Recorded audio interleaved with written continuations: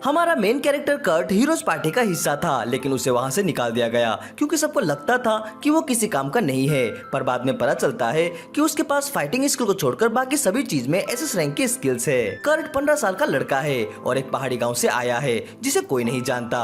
उसका सपना था कि वो एक बड़ा एडवेंचरर बने, इसलिए वो शहर आया और एक एस रैंक पार्टी में शामिल हो गया। लेकिन वहाँ उसे बस छोटा मोटा काम ही करने को दिया गया। जब उसके पार्टी के बाकी सदस्य खतरनाक मॉन्स्टर से लड़ते, तब कर्ट तो लड़ाई शुरू होने से पहले ही बेहोश हो जाता। फिर भी उसे गर्व था कि वो एक ऐसी पार्टी का हिस्सा है जिसे सब हीरो कहते हैं। लेकिन एक दिन पार्टी के मेंबर्स ने उसे साफ कह दिया कि अब वो पार्टी से बाहर है।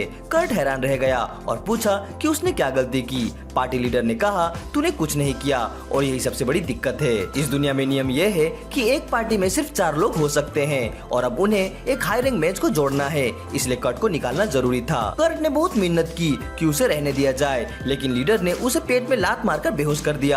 तभी कर्ट को एहसास हुआ कि वो उस घिसी पिटी कहानी का हिस्सा बन गया है जिसमें हीरो को पार्टी से बेइज्जती से निकाल दिया जाता है। पर कर्ट रोने धोने में वक्त नहीं गवाता। वो तुरंत अगले शहर की टेम्प एजेंसी जाता है जहाँ जॉब दिलवाई जाती है। वहाँ पहुँचते ही उसे एक बहुत ही जोश से भरी रिसेप्शनिस्ट मिलती है जो तुरंत उसका इंटरव्यू लेना शुरू कर देती है। जब उसे पता चलता है कि कर्ट हाल ही में एसएस रैंक पार्टी से निकाला गया है तो वो हैरान रह जाती है। कर्ट थोड़ा दुखी हो जाता है, लेकिन रिसेप्शनिस्ट उसे हिम्मत देती है और कहती है कि ये तो तुम्हारे रिज्यूमे में बहुत अच्छा लगेगा। इसके बाद वो कर्ट को स्किल टेस्ट के लिए ले जाती है, लेकिन सभी लड़ाई वाले स्किल में कर्ट को जी रैंक मिलती है, यानी सबसे कम। कर्ट और भी ज्यादा उदास हो जाता है।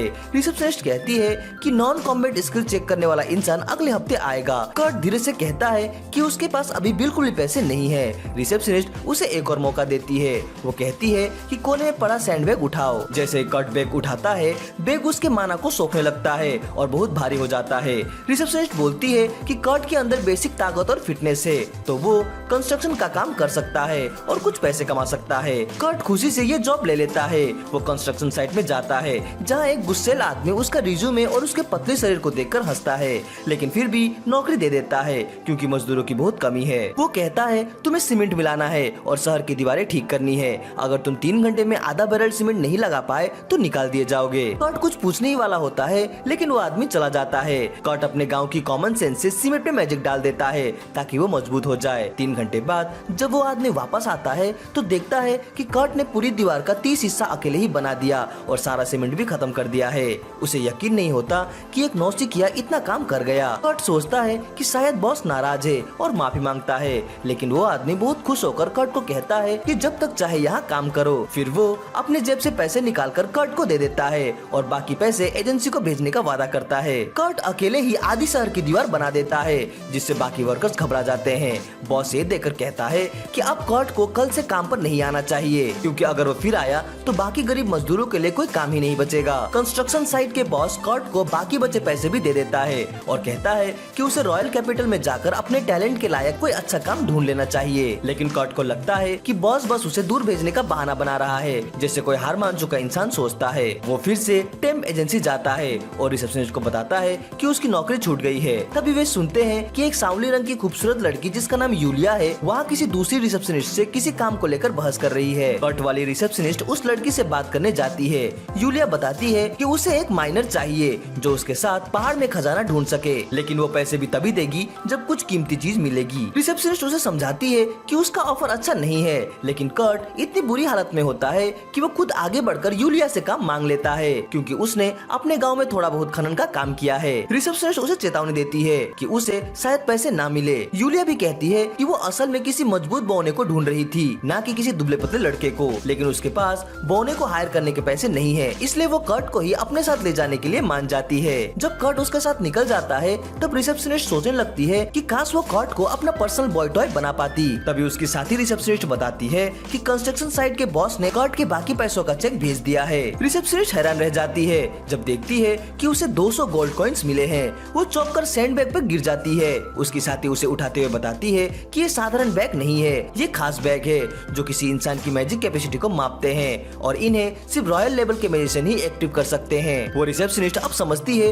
कि कर्ट वाकई में कितना ताकतवर है क्योंकि उसने वो बैग उठाया था जो और किसी से हिला भी नहीं। उधर यूलिया कर्ट को पहाड़ में अपने बेस कैंप ले जाती है और बताती है कि आज रात दोनों को एक टेंट पर ही सोना होगा। कर्ट थोड़ा शर्मा जाता है क्योंकि उसके लिए एक खूबसूरत लड़की के पास सोना कंट्रोल से बाहर हो सकता है। यूलिया तो चौंक जाती है कि कोई पहली बार उसे क्यूट कह रहा है। उसे थोड़ा चिढ़ाने के बाद वो कर्ट को खाना देती है, बस एक उबला हुआ आलू। लेकिन कर्ट को बहुत अच्छा लगता है क्योंकि और किसी ने उसके लिए बहुत समय बाद खाना बनाया है। फिर दोनों एक ही टेंट में सोते हैं। कर्ट यूलिया को बिल्कुल निश्चिंत देखकर थोड़ा विचलित हो जाता है, लेकिन जेंटलमैन की तरह खुद को कंट्रोल करता है और बाहर जाकर सो जाता है। असल में यूलिया उसका परीक्षण कर रही थी, यह देखने के लिए कि वह एक अच्छा इंसान है या नहीं। और जब वो उसकी शालीनता और मासूमियत देखती है तो वो खुद उसके किरदार और चेहरे से आकर्षित हो जाती है। सुबह जब यूलिया उठती है तो देखती है कि कर्ट बाहर सोया हुआ है और उसने उसकी जैकेट भी रात में सिल दी है। वो उसकी प्रतिभा देखकर चौंक जाती है। फिर वो असल बात पर आती है। उन्हें हफ्ते भर में 10 गोल्ड कॉइन कमाने हैं, लेकिन यूलिया को खुद पता नहीं कि पहाड़ में कीमती चीजें कहाँ मिलेगी। लेकिन कर्ट के पास ज्ञान और अनुभव है।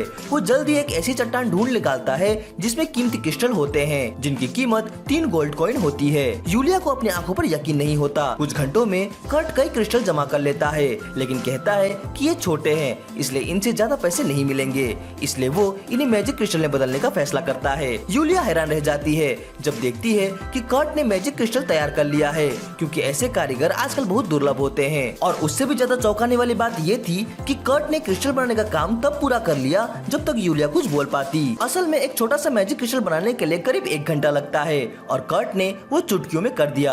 ये सुनकर कर्ट खुद भी थोड़ा सोचने पड़ जाता है कि वो जादूगर कितने महान होंगे जो पूरे घंटे तक बिना थके जादू कर सकते हैं। यूलिया को एहसास होता है कि कर्ट और वो एक ही लेवल की बात नहीं कर रहे हैं, लेकिन फिर भी वो कर्ट को अपना काम करने देती है। जब कर्ट क्रिस्टल तैयार कर लेता है तो यूलिया उन्हें बेचने के लिए शहर निकल जाती है, जबकि कर्ट वही रुककर और पहाड़ की खोजबीन करना चाहता है। यूलिया नाइट स्टेशन में पहुंचती है और वहां के नाइट्स को क्रिस्टल दिखाती है। जब वो क्रिस्टल की असली जगह और दस्तावेज पूछते हैं तो यूलिया उन्हें एक पेंडेंट दिखाती है। ये देखकर नाइट्स घबरा जाते हैं, क्योंकि वो पेंडेंट इस बात का संकेत है कि यूलिया शाही परिवार के लिए काम कर चुकी है। वे तुरंत उसे रॉयल कैपिटल के टेलीपोर्टेशन डिवाइस को इस्तेमाल करने की अनुमति दे देते हैं, बिना ये जाने कि यूलिया अब राजघराने के लिए काम नहीं करती। कैपिटल पहुंचकर यूलिया अपनी दोस्त मिमिको के पास जाती है, जो एक क्रिस्टल विशेषज्ञ है। शुरुआत में मिमिको कहती है कि ये क्रिस्टल ज्यादा चमकदार नहीं है, इसलिए ज्यादा कीमत नहीं मिलेगी। लेकिन जैसे ही वो उसे गहराई से जांचती है, वो एक ही क्रिस्टल के लिए 10 गोल्ड कॉइन देने की बात कहती है। यूलिया को झटका लगता है ये सुनकर। मिमिको बताती है कि इन क्रिस्टल में 10 गुना ज्यादा माना है और ये ज्यादा चमक नहीं रहे, क्योंकि वे ऊर्जा को लीक नहीं कर रहे, यानी बहुत ही शुद्ध और शक्तिशाली क्रिस्टल है। जब यूलिया कहती है कि उसके पास ऐसे 49 और क्रिस्टल है, तो मिमिको बिना देर किए सारे खरीद लेती है। डील पूरी होने के बाद मिमिको यूलिया से पूछती है कि इन क्रिस्टल को बनाया किसने, लेकिन यूलिया कर्ट का नाम बताने से मना कर देती है, क्योंकि उसने अनुमति नहीं दी थी। यहाँ तक कि जब मिमिको, जो खुद राज दरबार की मुख्य जादूगर है, अपना ओहदा दिखाकर आदेश देती है, तब भी यूलिया पीछे नहीं हटती। आखिरकार मिमिको कहती है कि जो भी ये क्रिस्टल बना रहा है उसे किसी और देश न जाने देना, और साथ ही कहती है कि अगर वह शाही परिवार के लिए काम करने के लिए तैयार हो जाए तो उसे नोबेल टाइटल और कोर्ट मेज की पोजीशन मिल सकती है। यूलिया इस पर हाँ कहती है, लेकिन जैसे ही दुकान से बाहर निकलती है घबरा जाती है कि कहीं कर्ट को कुछ पता न चल जाए। अगली सुबह वो वापस उसी शहर में जाती है और सीधा जॉब एजेंसी पहुंचती है ताकि कर्ट के बारे में कुछ जानकारी मिल सके। रिसेप्शनिस्ट उसकी पहचान छुपाने की बहुत कोशिश करती है, लेकिन यूलिया रॉयल पास दिखाकर कर्ट की फाइल पढ़ लेती है। जो कुछ कर्ट ने अब तक किया है उसे देखकर यूलिया दंग रह जाती है। वो रिसेप्शनिस्ट को सख्त आदेश देती है कि अब से कर्ट की जानकारी किसी को न दी जाए। फिर यूलिया कर्ट के नाम पर सारे क्रिस्टल के पैसे जमा कर देती है और पहाड़ की ओर निकल पड़ती है, यह देखने के लिए कि वो क्या कर रहा है। जब वो वहाँ पहुँचती है तो हैरान रह जाती है, क्योंकि कर्ट ने सिर्फ एक ही दिन में वहाँ पूरा घर बना डाला है। और उससे भी बड़ी बात ये कि कर्ट को लगता है कि ये कोई खास बात नहीं है, क्योंकि उनके गाँव में तो ऐसा करना सामान्य सी बात है। जैसे ही वे दोनों झोपड़ी के अंदर जाते हैं, यूलिया कर्ट को बताती है कि उसे royal magic technology research lab का डायरेक्टर बनने का ऑफर मिला है, और साथ में नोबेल का टाइटल भी, क्योंकि उसने जो मैजिक क्रिस्टल बनाए थे वो बहुत खास है। कर्ट को इस पर यकीन नहीं होता। जब यूलिया उसे उसकी राय पूछती है तो वो ये ऑफर ठुकरा देता है, कहता है कि वो खुद को लोगों को ऑर्डर देने लायक नहीं समझता और उसे अभी फ्रीलांस काम करना ज्यादा अच्छा लग रहा है।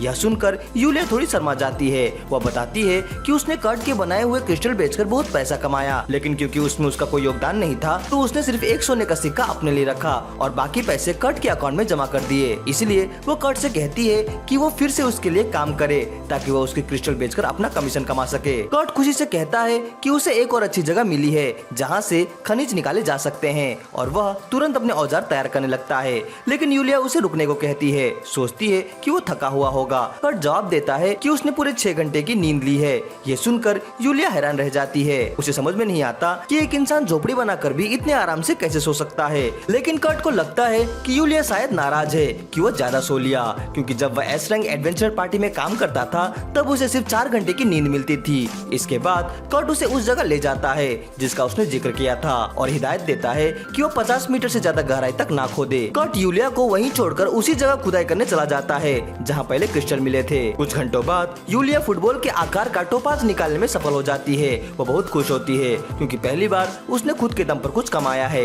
फिर वह कर्ट को देखने जाती है। इस बार वह सोचती है कि शायद उसने एक गुफा बना ली होगी, लेकिन कर्ट ने फिर से उम्मीद से कहीं ज्यादा कर दिखाया होता है। उसे पता चलता है कि कर्ट ने पूरा एक माइन बना डाला है, यहाँ तक कि उसने दीवारों पर चमकने वाली काई भी लगा दी है ताकि अलग से रोशनी की जरूरत ना पड़े। यूलिया हैरान और घबराई हुई है। तभी कर्ट एक पत्थरों से भरा क्रेट लेकर वहाँ आता है। यूलिया उससे उत्सुकता से पूछती है कि खुदाई का क्या नतीजा निकला। उम्मीद करती है कि इस बार कोई बड़ा सरप्राइज ना हो। कर्ट कहता है कि उसे ज्यादातर बेकार पत्थर मिले और बहुत थोड़ा सा ही वो मिनरल मिला जिसकी उसे तलाश थी। यूलिया को यह सुनकर थोड़ी राहत मिलती है, लेकिन तभी कर्ट बताता है कि ये जो बेकार पत्थर मिले उन्हें माइथिल कहा जाता है। यह सुनते ही यूलिया का दिमाग सुन्न पड़ जाता है। कर्ट बताता है कि उसके गांव में लोग इतनी मात्रा में माइथिल निकालते हैं कि उसे फेंक देते हैं, लेकिन यूलिया के लिए माइथिल हीरे और प्लेटिनम से भी महंगा होता है और वह यह सुनकर पूरी तरह हक्की बक्की रह जाती है। जैसे यूलिया जमीन पर घुटनों के बल बैठती है वो थक कर हार मानने लगती है, लेकिन फिर वो कर्ट से पूछती है कि वो दूसरा खनिज कौन सा था जिसे वह ढूंढ रहा था। कर्ट उसे एक टुकड़ा दिखाता है और बताता है कि उसका नाम ओरिचालम है। यूलिया चौंक जाती है क्योंकि यह वही खनिज है जिसे देवताओं की धातु कहा जाता है। वो पूछती है कि इतना दुर्लभ खनिज उसे इस पहाड़ में कैसे मिल गया। कर्ट बताता है कि ओरिचालम दुनिया में कहीं भी मिल सकता है, बस 7 किलोमीटर गहराई तक खुदाई करनी होती है। यूलिया अब और चौंकने की ताकत नहीं रखती। वो बस यह पुष्टि करती है कि कर्ट सच में जमीन के 7 किलोमीटर अंदर तक खुदाई करके वापस ऊपर आ गया और वो ये सब उस समय कर गया जब यूलिया ने सिर्फ एक खनिज निकाला। तभी सूरज की किरणें सुरंग की दूसरी तरफ से अंदर आने लगती है और यूलिया समझ जाती है कि कर्ट ने पहाड़ के आर पार एक सुरंग बना दी है, लेकिन अब उसे यह सब कर्ट के लिए सामान्य लगने लगा है। फायदे की सोचते हुए यूलिया तय करती है कि इस नई सुरंग को गांव और शहर के बीच एक नया रास्ता बना दिया जाए जिससे यात्रा का समय कम हो जाए। वह यह रास्ता लाइसेंस वाले व्यापारियों के लिए खोल देगी और बदले में उनसे रखरखाव शुल्क लेगी जिससे उसका टैक्स और खर्चा निकल सके। कुछ दिन बाद कर्ट शहर जाता है और वहाँ उसे पुरानी पार्टी का सदस्य बंडाना मिलती है। कर्ट बहुत खुश हो जाता है और पूछता है कि क्या बाकी सदस्य भी आए हैं, लेकिन बंडाना बताती है कि वह पार्टी छोड़ चुकी है। वो बताती है कि कर्ट के निकाले जाने के बाद पार्टी मिशन में बुरी तरह से फेल होने लगी। एक बार पार्टी लीडर को किसी मशहूर होटल का खाना पसंद नहीं आया तो उसने होटल में तोड़फोड़ कर दी और बिना पैसे दिए भाग गया। गार्ड्स उसे ढूंढने लगे। फिर उसने बंडाना को आदेश दिया कि कर्ट को किसी भी हाल में ढूंढकर वापस लाए ताकि वह फिर से उनके लिए खाना बना सके। बंडाना ने उस बहाने उसका टेलीपोर्टेशन स्टोन ले लिया, लेकिन उसका असली मकसद था पार्टी लीडर को गिरफ्तार होने देना, क्योंकि अब पार्टी का हीलर भी चर्च ने बुला लिया था तो उसके लौटने का कोई मतलब नहीं। लेकिन बंडाना ये सब बातें कर्ट को नहीं बताती और बस कहती है कि उसे भी निकाल दिया गया। कर्ट को यह सुनकर दुख होता है क्योंकि इसका मतलब है कि जैसे वह है वो कभी उस पार्टी में लौट नहीं सकता। वो कहता है कि वो पार्टी लीडर को बहुत मानता है, लेकिन बंडाना हंस देती है क्योंकि वह कुछ ऐसा जानती है जो बाकी पार्टी को नहीं पता। वो बात बदल देती है और कहती है कि अब वह भी कर्ट की तरह फ्रीलांसर है और दोनों को एक दूसरे की मदद करनी चाहिए। वो बताती है कि उसका एक दोस्त जो देश के 15 मास्टर कारीगरों में से एक एटर माइस्ट है, उसे मदद की जरूरत है। बंडाना कर्ट से विनती करती है कि उसकी खातिर मदद करे और कर्ट उसकी बात टाल नहीं पाता। वो उसे दिए गए नक्शे के अनुसार मास्टर कारीगर की वर्कशॉप पर पहुंचता है। वहाँ एक प्यारी सी एल्फ लड़की दरवाजा खोलती है। कर्ट चौंकता है, सोचता है कि यही मास्टर कारीगर है, लेकिन वो खुद को मिशेल बताती है, मास्टर कारीगर की सहायक। वो मुस्कुराते हुए कर्ट को अंदर ले जाती है और कर्ट कहता है कि वो बंडाना की सिफारिश पर मदद के लिए आया है। जैसे ही कर्ट उस घर में दाखिल होता है उसे पछतावा होने लगता है क्योंकि वहाँ इतनी बदबू है जैसे किसी अकेले रहने वाले कुंवारे लड़के के कमरे में होती है। उसे पता चलता है कि पूरा घर गंदगी से भरा हुआ है। मिशेल उसे बताती है कि उसे उसकी मदद चाहिए घर की सफाई में। कर्ट समझ जाता है कि उसे यहाँ बुलाया ही इसलिए गया है, घर की सफाई करने के लिए, न कि मास्टर कारीगर की मदद के लिए। तभी मास्टर मिशेल को वर्कशॉप में बुलाता है और वह कर्ट को सफाई पर छोड़ देती है। कर्ट तुरंत अपनी सफाई का सामान निकालता है और सिर्फ 30 मिनट में रसोई घर को चमका देता है। इसके बाद वो उस दिशा में जाता है जहाँ मिशेल गई थी और एक दरवाजे पर दस्तक देता देता है। अंदर से एक आवाज आती है, अंदर आ जाओ। जब कर्ट दरवाजा खोलता है वो देखता है कि एक लड़की कपड़े बदल रही है। वो घबरा जाता है, लेकिन लड़की को इस बात की खबर तक नहीं होती और वो पूरी तरह शांत रहती है। जैसे ही कर्ट अपनी घबराहट में परिचय देता है, उसकी नजर लड़की के पेट पर बने एक श्राप के निशान पर जाती है। वो उत्सुक होकर लड़की से पूछता है कि क्या वो उस निशान की जांच कर सकता है।